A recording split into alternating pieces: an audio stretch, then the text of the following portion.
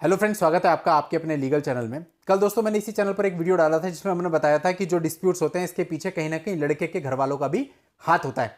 उस पर कुछ कमेंट्स आए कि सर आज का वीडियो अच्छा नहीं लगा। आपके कहने का तो फिर यह मतलब हो गया कि 100% लड़के और उसके घर वाले सही हैं और 100% लड़कियां गलत हैं, जबकि ऐसा बिल्कुल भी नहीं है।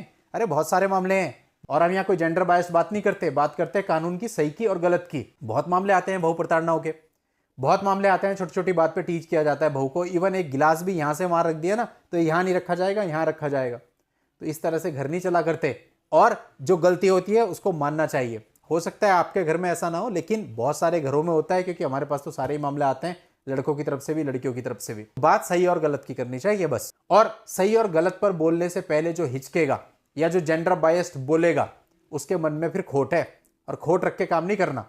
ये बात सत्य है कि फॉल्स केसेस लड़कियों की तरफ से आज के समय बहुत ज्यादा है, जिसका कोई कंपैरिजन नहीं। लेकिन इसके साथ साथ ये भी सत्य है कि 100% मामलों में लड़के वाले साधु नहीं है।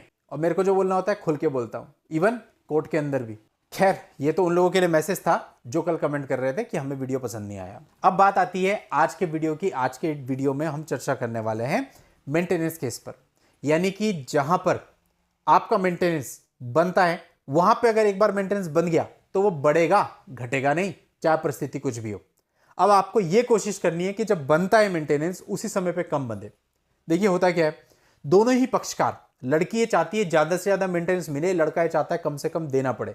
लेकिन लड़की के पास रास्ता है। लड़की क्या करती है, अपनी पिटीशन के अंदर आपकी जो इनकम होती है उसको बढ़ा चढ़ा करके शो करती है और कोशिश करती है कि इस पर्टिकुलर इनकम पर उसको जो है मेंटेनेंस मिले। और वो मेंटेनेंस का अमाउंट भी बहुत ज्यादा होता है, इवन कई बार जितनी आपकी सैलरी होती है उससे भी ज्यादा होता है। लड़के के सामने समस्या होती है इसे कम से कम कैसे करें। आज के समय पे मोटा मोटा मान के चल लीजिए, जो आपकी नेट सैलरी है उसका 20% तो कम से कम तय है। उतना तो कोर्ट ने बांधना ही बांधना है, आप जो मर्जी वो साबित करते रहो। अब बात होती है रूट को पकड़ लो। रूट क्या है? आपकी इनकम। अगर आपकी इनकम ही कम है तो उसका 20% ऑटोमेटिकली कम होगा।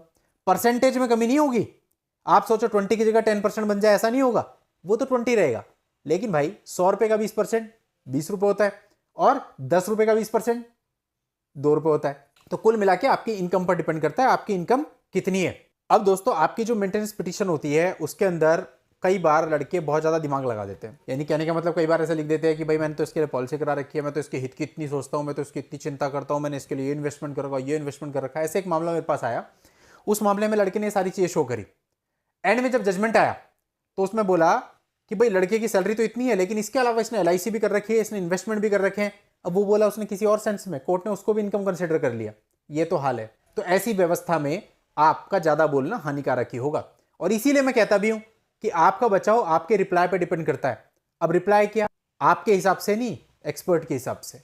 क्योंकि आपके हिसाब से तो रिप्लाई वो होगा जो आपको लग रहा है, लेकिन एक्सपर्ट का मतलब क्या हुआ?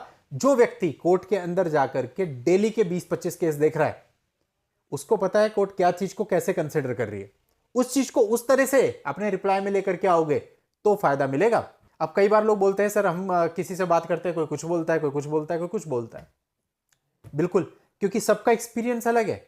हो सकता है कोई मैट्रिमोनियल केस एक दिन में 100 देखता हो सकता है कोई 10 देखता हो सकता है कोई 2 ही देखता हो सकता है कोई देखता ही ना हो, कोई और फील्ड देखता हो, उससे आप पूछ रहे हो। तो कहने का मतलब बात सारी है कि अपनी अपनी फील्ड होती है, अपना अपना एक्सपीरियंस होता है। जब सबका एक्सपीरियंस अलग है तो सबकी राय भी तो अलग होगी।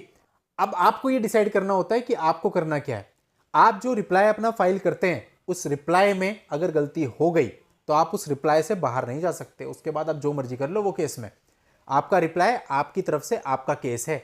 जजमेंट के टाइम पे आपके रिप्लाई की एक एक लाइन पढ़ी जाएगी, उसमें आप जितना बचाव कर सकते हो। कई बार ऐसा भी होता है ना, जैसे मैंने अभी आपको एग्जांपल भी दिया, जिन चीजों को आप बचाव समझ रहे होते हैं वही चीजें आपको नुकसान कर देती हैं, लेकिन आप उन चीजों को तो लेके आ गए अपने रिप्लाई में, हो गया नुकसान। अच्छा, कुछ मामले ऐसे भी आ रहे थे मेरे पास जहां पे मेरे को मालूम चला कि सर ऐसा है कि हमारा केस था, हमने गूगल पे सर्च किया और एक ऐसा लॉयर किया जिसके रिव्यू बहुत ही अच्छे थे, या एक ऐसा लॉयर कर लिया जो बहुत ही सीनियर है, जिसका नाम है उस पर्टिकुलर जगह पे, लेकिन उसका काम मेरे को पसंद नहीं आ रहा, या मैं उससे सेटिस्फाई नहीं हूं। तो दोस्तों ये सब चीजें भी डिपेंड करती हैं। अगर आप देखो गूगल रिव्यूज की बात करो तो वहां तो आपको पता है कि रिव्यूज कैसे होते हैं। डिजिटल मार्केटिंग का नाम सुना है? डिजिटल मार्केटिंग वाले रोज कॉल करते हैं हमको, और शायद आप में से भी बहुत लोगों को कॉल करते होंगे कि सर हमारे पास ये पैकेज है, इतने रुपए का पैकेज है, इतने रुपए अगर आप हमें दे देंगे तो आपके इतने रिव्यू बढ़ जाएंगे, 5 स्टार। होता है ना ऐसा, इतने फॉलोवर बढ़ जाएंगे इंस्टाग्राम पे, इतने बढ़ जाएंगे ट्विटर पे। पैसे से रिव्यू खरीदे जाते हैं। तो रिव्यू पे मत जाओ, गूगल रिव्यू पे वहां पे जो चीजें आपको मिलती हैं वो सारी 100% सही नहीं होती। सेकेंडली, कई लोग ये कोशिश करते हैं कि हम ई कोर्ट ऐप पर ये सर्च करें कि इस लॉयर के नाम से कितने केस हैं। अब दोस्तों यहां पे भी कई सारी चीजें हैं, बहुत सारी जगहों पे ई कोर्ट्स में अपडेट ही नहीं होता। फॉर एग्जांपल हमारे यहाँ पे जो क्रिमिनल केस होते हैं ना, लाइक 498 या कोई भी क्रिमिनल केस होते हैं, उसमें लॉयर का नाम अपडेट नहीं होता। अगर आप उठा करके देखेंगे हमारे यहाँ, तो लॉयर का नाम नहीं होगा, केवल स्टेट वर्सेस ये पार्टी का नाम होगा, बस लॉयर का नाम अपडेट नहीं करते। तो आप कैसे पता कर सकते हो? यानी वहां पे भी जो डेटा आपको दिखाई दे रहा है वो सही हो, ये जरूरी नहीं। तो इसलिए इन सारी चीजों से आप डिसाइड नहीं कर सकते। तो आप लॉयर कैसे चूज करें, उस पर आपको वर्कआउट करना है। आपको जाकर के देखना है कौन लॉयर कैसी प्रैक्टिस करता है, उसकी रेपुटेशन क्या है, और एक्चुअल में कोर्ट के अंदर वो कुछ काम करता है। क्योंकि बहुत सारे लोगों की शिकायत आती है कि सर हमारा लॉयर तो एक बार भी नहीं आया, उसके चैम्बर से कोई जूनियर आता है, वही एप्लीकेशन देके चला जाता है, उसे कुछ पता ही नहीं होता। तो ये चीज भी आपको खुद ही देखनी है कि भाई अगर आप इस चीज से संतुष्ट नहीं है तो पहले देख लो। तो इसका अच्छा तरीका है कि आप कोर्ट के अंदर जाओ, थोड़ा सा ऑब्जर्व करो चीजों को और देखो। और एक बार से पता नहीं चलेगा, कई बार से, और लोकल में मालूम भी करना पड़ेगा, R&D करनी पड़ेगी कि भाई यहाँ के सही वकील साहब कौन से हैं। लोग 6-6 7-7 लॉयर बदल रहे हैं, उनको सेटिस्फेक्शन ही नहीं है, तो ऐसा आपके केस के लिए भी बिल्कुल ठीक नहीं है। एक लॉयर रहे, अच्छे तरीके से चले, ज़्यादा चलो बहुत ही ज़्यादा प्रॉब्लम हो गई तो बदल लिया, अदरवाइज इस तरह की चीज़ें ठीक नहीं होती। तो इसलिए लॉयर करने से पहले आप इस चीज़ को देख लीजिए, समझ लीजिए और आराम से लॉयर कीजिए सूझबूझ करके। और हम इस वीडियो में जो मेंटेनेंस केस की बात कर रहे थे, अब पूरा का पूरा मेंटेनेंस केस आपके लॉयर पे डिपेंड करता है। इसलिए मैंने लॉयर पे इस वीडियो में इतनी चर्चा कर ली, क्योंकि आपका लॉयर किस तरह से आपके रिप्लाई को लेके आता है, किस तरह से आपके एफिडेविट को लेके आता है, किस तरह से इंटरिम पे आर्ग्यूमेंट करता है, क्रॉस में क्या क्या निकालता है और लास्ट में आर्ग्यूमेंट से आपको कहां पहुंचाता है, ये बहुत हद तक आपके लॉयर पे डिपेंड करता है। हालांकि व्यवस्था कैसी है वो हम सबको पता है, लेकिन कोशिश करना हमारे हाथ में है। जितनी कोशिश हम कर सकते हैं एटलीस्ट उतनी तो करनी चाहिए। चलिए दोस्तों, आज के इस वीडियो में इतना ही। नेक्स्ट वीडियो में नई जानकारी के साथ मैं आपसे फिर मिलता हूं। तब तक के लिए goodbye and thank you for watching. Take care.